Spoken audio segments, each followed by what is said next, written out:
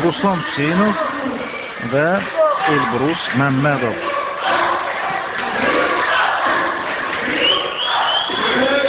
Elbrus Məmmədov qara, Ruslan Hüseynov isə qəhvəyi kəmər bağlayıb. Elbrus Məmmədovun kəmərində qırmızı lentə var.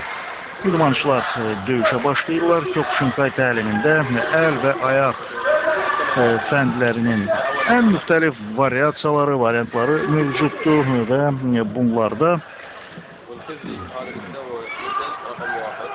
idmançı rəqibini dəqiq tətbiq etməklə nokaut vəziyyətinə də sala bilər və bu artıq tam qələbə demək olacaq. Lakin əgər 3 dəqiqə ərzində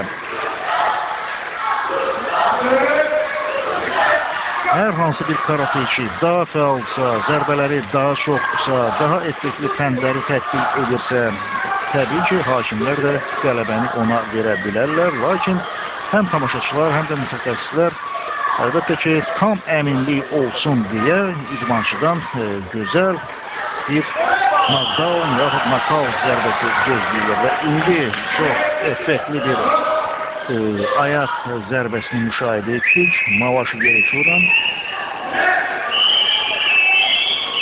Uşera Geri.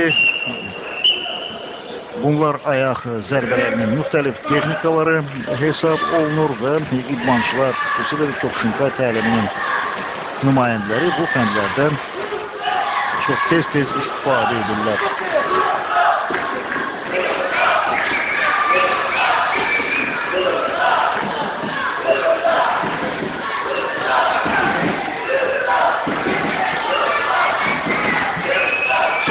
Görüşün əsas vaxtında hər iki idmançı kifayət qədər fəaldır.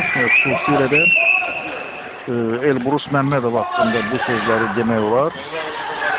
Adətən belə yaxın məsafədə də idmançılar effektli ayaq zərbələrini tətbiq edə bilirlər. Yenə də Elbrus Məmmədov belə bir zərbəni tətbiq etməyə cəhd etdi. Lakin bu zərbə rəqibin çiyninə dəydi. Yəni təsirli, sarsıdıcı alınmadı.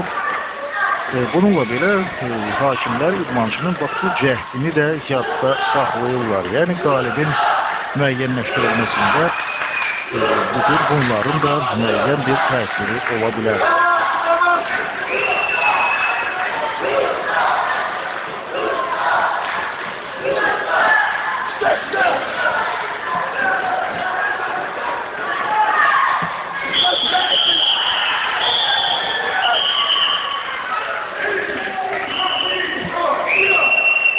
Hakimlər qalibi elan edirlər. Onların 4'ünün də rəyi üst-üstə düşür. Referi də onlarla razılaşırlar. Elbrus Məmmədov bu görüşü qələbi ilə başa vurur.